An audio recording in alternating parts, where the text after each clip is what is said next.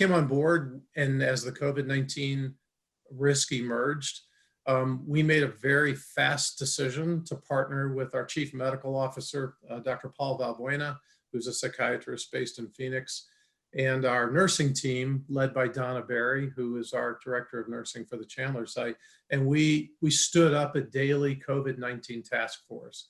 And we really started almost immediately to try to develop an agenda that we felt would be a standing agenda that we felt would be commensurate to this sort of new but frightening unknown risk that both the community and our site in particular were going to be faced to grapple with. And I think at the time it was very unnerving because you really didn't know what facilities and programs would be considered elective or possibly even, shut down by civil government, or simply by the nature of this pandemic, depending on how severe it actually turned out to be, right? I mean, I know of healthcare facilities, behavioral healthcare facilities, for example, in the state of Washington, where because they didn't adopt early aggressive mitigation practices, more than 50% of their staff became infected with coronavirus. And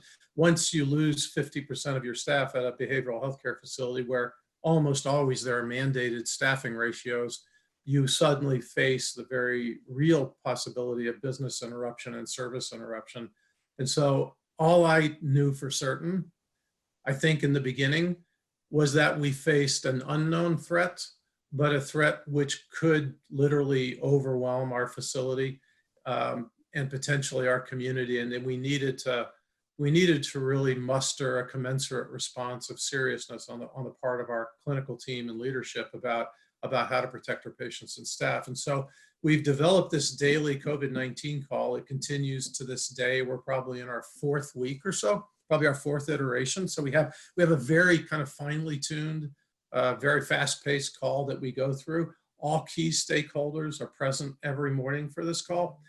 Chief Medical Officer, Infection Control Nurse, Director of Nursing, myself, representatives from the Tucson site, and representatives from our clinical team, our clinical leadership team. And we've really, I think what's really emerged, I think it's fair to say, is we've really developed a playbook for COVID-19 mitigation that has become our map for how we navigate this landscape. It's a live document and a live body of protocols and processes, because of course the information and data around COVID-19 is emergent. And so we are always reacting to what we think we know today and what we can reasonably forecast into next week about how we think this contagion is actually kind of playing out for facilities like ours. I will say that when we recently, within weeks ago, did our on-site Tucson licensure survey for the inpatient part of our program, I spent the first probably 40 minutes of our licensure survey actually walking our surveyor through the COVID-19 playbook as it stood in time at that point in time. And he said he felt like it was probably the best program that he had heard in terms of any healthcare facilities that he was connected to or had been surveying. So, I mean, that's only to say that at least I felt like we've been developing something which is at least as good as you can develop in the context of these kinds of healthcare programs. They're never perfect. And I think one of the biggest variables in this particular pandemic or this particular infection that is probably the most confounding piece of the whole puzzle is the uncertainty and unknowability of pre-symptomatic carriers, right? Because that's a different problem. We accepted patients from all over the country, primarily from Arizona, but we do accept patients from a larger geographic region, often states that are proximate to Arizona but don't have resources like Buena Vista. So we had to make decisions about that. And of course, our staff are coming in every day. And even though we're doing things like taking daily temperature checks and doing screening with every staff that comes on campus, that doesn't guarantee by any means that a non-symptomatic carrier isn't still entering into your controlled population, right? So I'm going to wander a little bit, and I'm open to questions, by the way, but well, I think what I'll do is just talk to you about the basics of our program. The very first thing that I felt compelled to do was to create a safe perimeter. So we made a number of decisions in the very early part of this pandemic, including forced entry of all staff to one location in our site, reducing all other multiple entries to our site, eliminating visitors for the time being to our site, and then creating a zone, an off-unit zone, where every visitor and every staff person every day had to have their temperature checked, had to be banded, wrist banded, to indicate that a temperature check had been provided by a nurse from our unit, and had to answer a set of questions about whether they had had any other symptoms that might be indicative of a coronavirus, or that they had had close proximity with people with known exposure and known infection rates. And so that was kind of our start, was actually just creating a safe perimeter, right? I felt like without a safe container, then we couldn't begin to develop all the other pieces that we probably would ultimately need.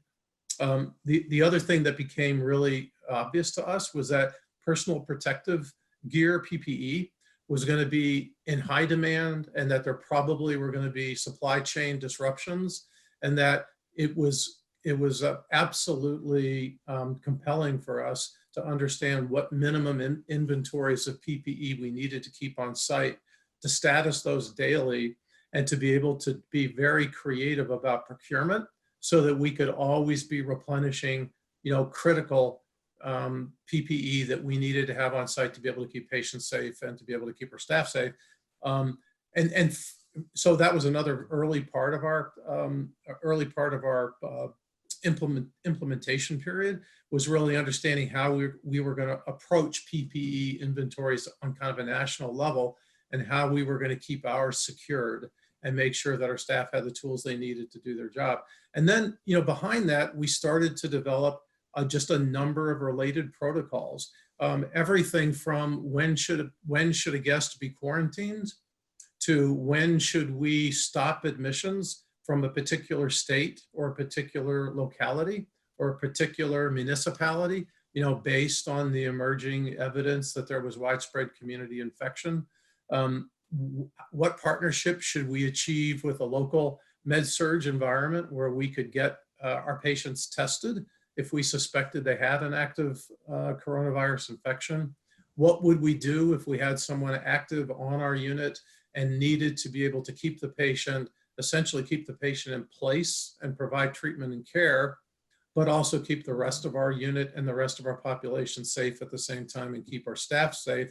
And so we really very quickly, we're lucky that we have a chief medical officer who's very engaged and very involved, and who has literally never missed a morning COVID-19 meeting since we set up this task force. And we really decided to operate with very much a medical decision-making driven system of protocols and procedures. So each time that we discovered kind of a new possible contingency that we hadn't thought through, we involved our medical director and adopted very fast and rapid policies, procedures, and protocols, and then implemented them. And implementation itself, right, is a really challenging thing. We've developed a number of best practices, I think, around implementation. So we do, when we implement a new procedure or a new protocol, we immediately designate and deploy who is going to create that protocol, how it's going to be disseminated to all staff, what our training program is going to be, and then how we're going to go back and validate that all staff have those competencies. So we do a very aggressive program of training, testing, written testing to test for competencies, safety bulletin announcements to our entire staff about updates, changes in policies and procedures. And then we do COVID-19 drills, just like you would do a code blue drill, or in psychiatry, a behavioral emergency drill. We've adopted a COVID-19 drill where we drill all shifts, all days of the week, on their basic core competencies to respond to a patient that looks to be symptomatic for COVID-19. And then in our subsequent days COVID-19 call, because we keep minutes which are recorded in our EMR, we keep very active items that we're constantly statusing in terms of being executed. We are going back through these items in a rapid action cycle of 24 hours to validate that all the steps we said we were going to take have actually been taken. So, I mean, those are kind of the nuts and bolts, I think, of the risk mitigation program that we've adapted. It's flexible, it's action directed, it's validated. We constantly are looking at CDC, Arizona Public Health, and WHO data, as well as national statistics, to understand what factors we haven't currently contemplated in our existing structure as it stands today, and then making adjustments and modifications when we think they're necessary or when it's compelling. We have not had a positive patient yet in our treatment sites, nor have we had a positive staff that we're aware of. We have the usual staff illnesses that happen, and we have the usual patient-related illnesses that happen. And detox in particular is, as you can imagine, is a challenging environment to differentiate what is a symptom of somebody going through withdrawal from alcohol or heroin, for example, or benzodiazepine, although we don't probably do a lot of that directly on site at Buena Vista, but we do certainly a lot of alcohol and methamphetamine and opiate withdrawal treatment. And many of those withdrawal symptoms can mimic what might look like an emerging, COVID-19 coronavirus infection. And so we've tried to develop, under guidance of our medical director, some really clear clinical differential kind of algorithms to guide our decision-making process about when and where to quarantine, when to further test. We do have the capability, it's limited, but we do have some capability to test our patients on site, or when we want to send somebody and medically transfer them out to a better equipped med-surg provider and partner where they can get more thoroughgoing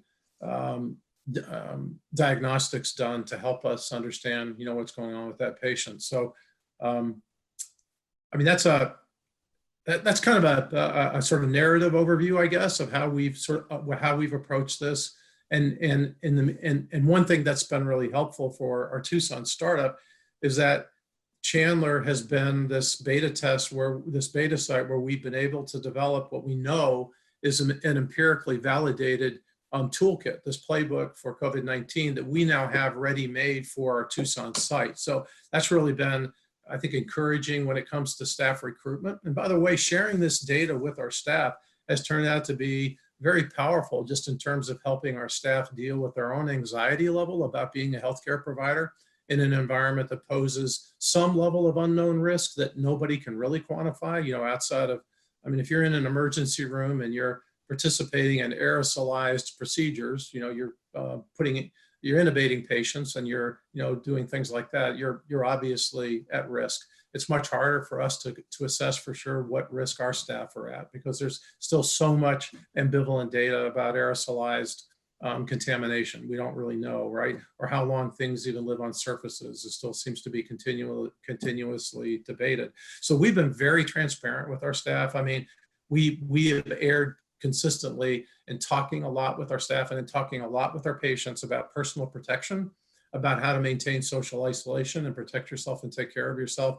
And we have those conversations on a regular basis with both our staff and our patients. In fact, every new patient sits down with our infection control nurse and goes through basically a COVID-19 orientation to our program, so that from day one, we're equipping people with the appropriate level of skills and basic hygiene competencies for them to be able to really care for themselves inside our environment, and to let us know when they're not feeling well, right? To really stay in conversation with us about how they're doing. So, so the good news for Tucson is that I feel like we have this really well-developed program, and we are able to open our site in Tucson with a program that's really been road tested and has shown, at least to date, a pretty high level of efficacy. We've kept our staff and our patients really healthy. And we'll apply all of those same protocols and all of those same basic principles, right, to the way that we open our business there, that way we open our treatment center there. And we've been, I mean, we are even now kind of looking through that lens. So even when we're just hiring staff ahead of opening and doing new employee orientation and bringing people even potentially on site, which we actually do in a very limited way right now, we still are using all of the hand sanitizing, hygiene protocols and social distancing protocols that have been recommended. And for the most part, we do everything essentially virtually. I mean, even up to today, all of the core team that have been hired still work from home for the most part, rarely gather on site. And we're still sort of making these adaptations to the virtual world and still trying to understand how to do business. I mean, the sad thing for me, if I talk about this as a clinician and just as a person like all of us on the call who have had to live through this, is that this affects really healthy people. This level of fear, anxiety, this level of uncertainty, this level of isolation, this level of being separated from loved ones has unintended and hard to predict consequences for all of us when it comes to our mental health and our equilibrium and our well-being, and so much more so for somebody who's impaired by virtue of a mental illness or by an addiction process and is still trying to cope in this environment, or maybe faced with unemployment because of the horrific things that have happened to our economy through this short, brief period of time. And so, I mean, I try to listen to the experts in this field as they forecast into the near future about what may happen next. And I remain pretty convinced that a wave of behavioral health maladies will be striking our healthcare system, because I think the best people have suffered to some degree, and the people that are the most marginalized and probably the most vulnerable have probably suffered excessively. And I think the need for addiction services and the need for mental health treatment services will almost assuredly increase as we kind of weather the next year of this. We certainly have seen no drop off in request for services for us, right? In fact, we continue to have kind of record-breaking census at our Chandler facility. We continue to have stakeholders and partners in the Tucson community tell us that they are anxious for us to get our doors open, that they feel like the need for our services is profound. And I think that's going to remain true. So on the other hand, I'm grateful to be part of something that's going to bring, I think, necessary and vital services to a community, because, at the end of the day, I have a real personal position about this, but I'm very passionate that communities have to deal with mental health and addiction problems if they want to maintain their fundamental wholeness and their fundamental wellness as a community at large. That we have a real responsibility to make sure that people have access to care and access to treatment. That's just my little soapbox on that. But so I've talked a lot. I know we have more time. I just wanted to give you my best shot that I could, kind of an overview of how we got to where we are today, and maybe how we look at this kind of philosophically, but also practically, and a little bit of data about our success rate so far. And I'm very happy to take questions or to have more of a conversation about this, depending on what people's level of interest is. Or Phil, I have a question, which I know you touched on a little bit, but moving past COVID-19, yeah.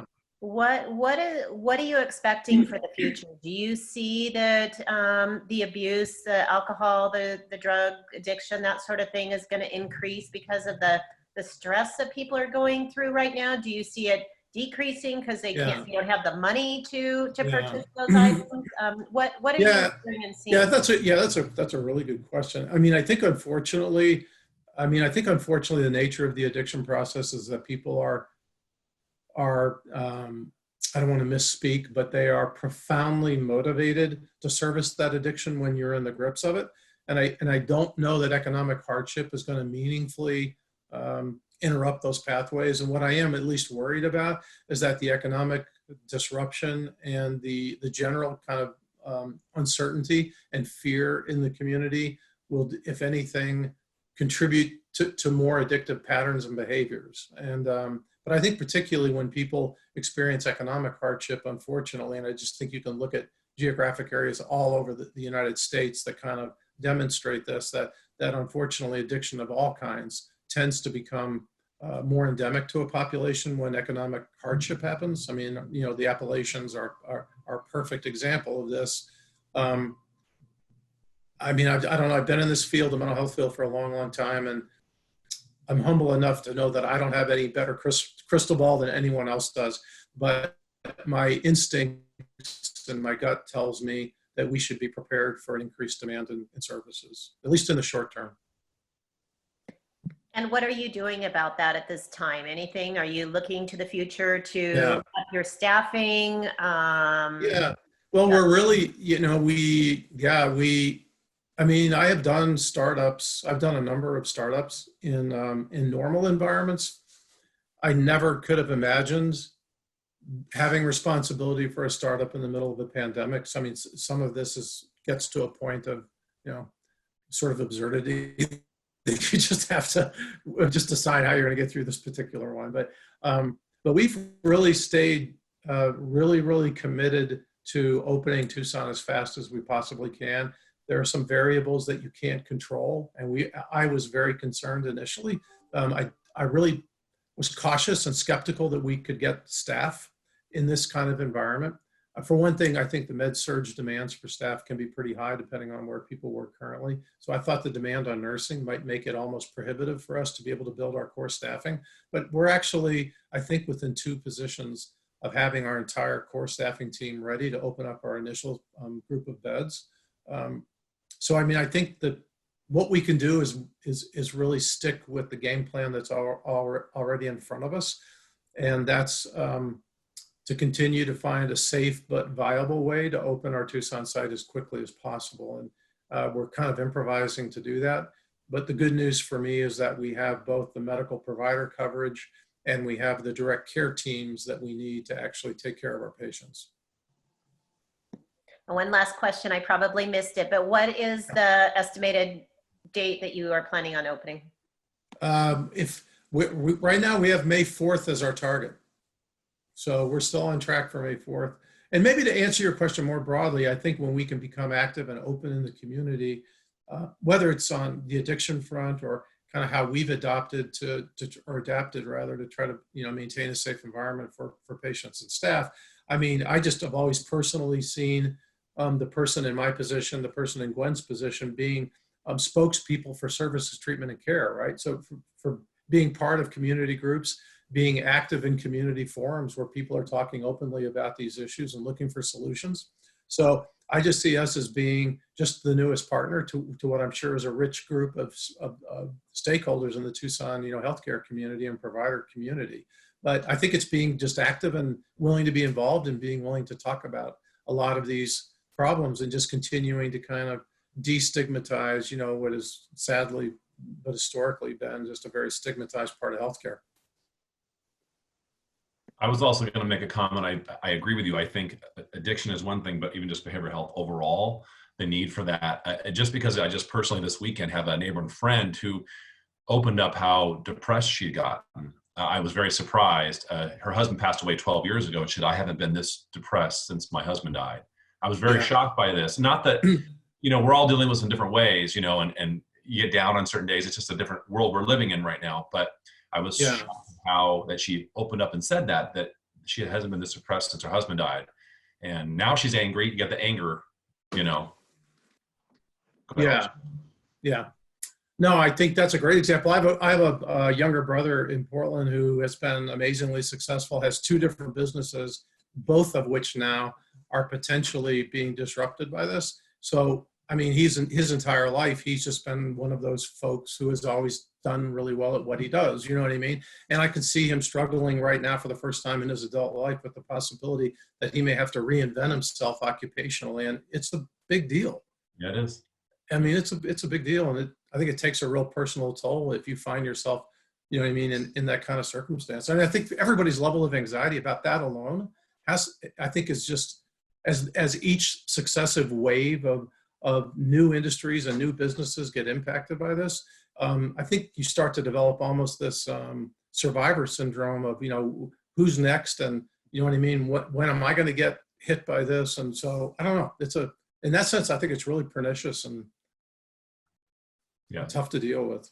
And I think it's important doing things like this or talking to people as you can, you know, and talking about your fears and your I Yeah, found that the people like Carrie, you know this, we talked about even some of our other events we've done on Zoom, people are just lonely, especially yeah, those I know. outgoing. And we do this, and some people are like, oh my gosh, I'm just so glad to finally go talk to someone. Maybe kind of this is it's face to face, but not real face to face. But it's been, you know, Yeah. it's been a good thing for them. So I think that's a lot of it, just staying in contact with people. If they want to talk, let them talk. And Yeah, I love that. I think that's a great example of something all of us can do is to at least encourage those conversations and probably particularly reach out to people we know are isolated and that we know have been sort of unusually isolated by this because of their own right. circumstances. Yeah. Yeah, I have some of my single friends that are suffering right now because they are single and they're having very little contact and they've either lost their jobs or they're doing something similar to what we're doing, which is Zoom. Yeah. But I have made a conscious effort to reach out to them so that they know that they're not alone because I have several of them that have fallen into a very depressive state. Yeah.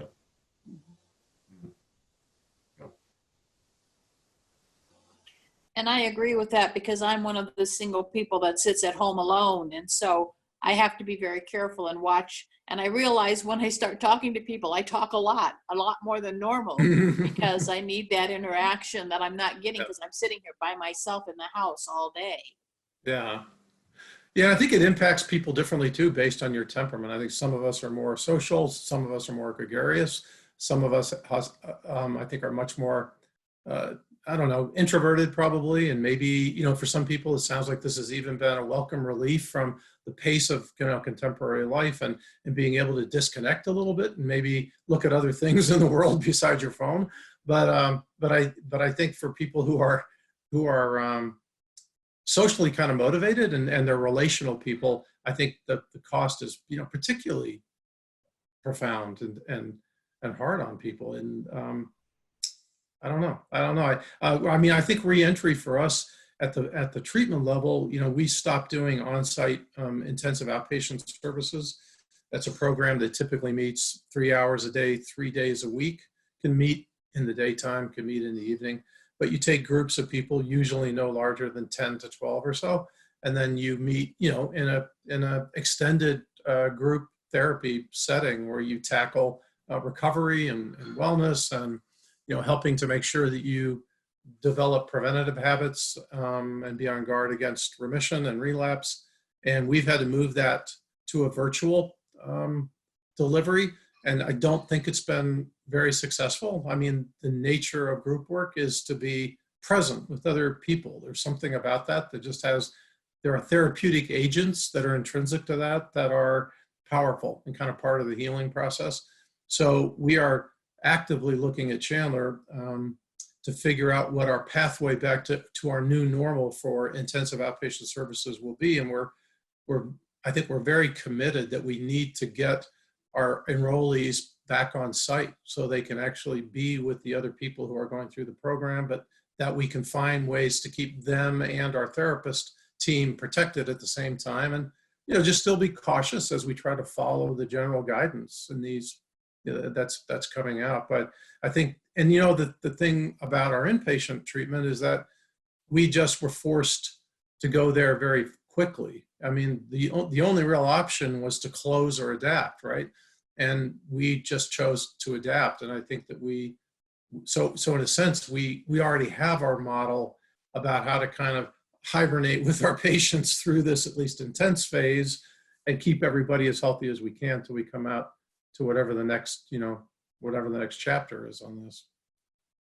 But I, you know, Gwen is a business development person who would like nothing better than to be out making face-to-face connections with all of the stakeholders and partners in the Tucson community. And for me, it's almost unimaginable that we would open a program up and not be at every meaningful civic gathering, at every hospital meeting with the CEO and the emergency room director and the care teams at those sites, and meeting with Sonoran and meeting with Sierra Tucson and meeting with Cottonwood and sitting down with all those teams and just telling them in that person-to-person way about who we are and, what's our value proposition and what do we bring to the table for the Tucson community? And it is so strange to not be able to maintain that normal cadence of activity in preparation to open these beds. I mean, I've done this a number of times, and I would probably be spending 50% of my time doing that right now, to be honest with you, just as the leader of our team. And so it's, I hate that part, actually, being trapped in Zoom land for this piece. I do too. I am an extrovert, at least on the business side. Okay. And I love being out because it's something about the face-to-face, and it's something about being able to absorb the passion and the commitment of what we do. And not only, for our clients and their families, but for each other, and for the industry. I mean, I just love boots on the ground. I love smiling. I love hugging. I love, I love talking. I love listening. And so this has been, an adjustment. It's been an adjustment. I do appreciate the Zoom, yet the Zoom still lacks that energy that the business development side of things, the energy that we bring as business development representatives. So, but I agree with Phil. I don't know what the new normal is going to look like, but I do hope that it allows, with some social distancing, with some, precautionary measures, that we can somehow meet face to face, even if it's in a limited number, of people at a time, because that's a powerful piece. I've been in this field for 21 years. And one of the things that I know more than anything else is when I get to talk to another provider, a family member, or even a client, or just a coworker, a colleague, it has a profound effect on this well-oiled wheel, keep spinning, keep moving, to provide the service. At the end of the day, what's the outcome? To provide the service, the best possible service. We need boots on the ground. I actually tried to retire once. It didn't work. Does anybody else have any questions? Anything else, Phil, that you'd like to mention? No, I just want to again thank the Chamber for the opportunity. I certainly am not by any means an expert on COVID-19 mitigation, but I think just the opportunity to tell our story and just how we approached it, through our organization is hopefully helpful to other people who might, get a chance to audit this or pull this up at your site. And for me, it's also just my first opportunity to get a chance to meet some of the Chamber members and some of the people who work for the Chamber, and what I hope is the first of many more opportunities to get to know the Tucson community. But no, thank you again. I really appreciate us having so much time to talk about our story. No, thank you, Phil, and thank you, Gwen. We appreciate. We're looking forward to. We just met Gwen like 5 weeks ago for the first time, so we're looking forward to having more and extending relationship. Oh, I had a ball at the Chamber too. I want to thank you guys too. Thank you, Carrie, for reaching out, and thank you, Phil, for being willing to represent us so well. I'm so proud to have Phil. I want everybody to know him. So, but thank you guys so much. I look forward to seeing you again. Welcome to our community. Yes. We're thank you. to be able to partner together and support each other. So Hopefully, get to meet you in person at some point. Yeah, right. So. You'll love the Chamber. You'll love their facility, Phil. Yeah, I've heard. Yeah, I've heard. Well, again, thank you so much. I just want to let you know for tomorrow, our topic tomorrow is vehicle maintenance and safety during the COVID-19. We're going to have Lindsay Wetterstein and Jeff Artsy from Uru Automotive. So they'll be speaking tomorrow. And also I wanted to just start previewing. We have our virtual networking on Friday, 4/24 from 3 to 4 p.m. And that's going to be presented by Highwire. It's going to be by Chris Carr. And they're going to teach us how to make 2 drinks. So kind of a fun networking. It's going to be the mule and the hibiscus cooler. So just kind of a fun, Nice. together. So that'll be on Friday. So please, all that are listening, if you'd like, please go and register. And we're looking forward to all that. And again, thank you again, Phil, and thank you, Gwen. And have a Yeah, great day. absolutely. Thank you. Thank you. Thank you. Thank you. Bye. Bye-bye.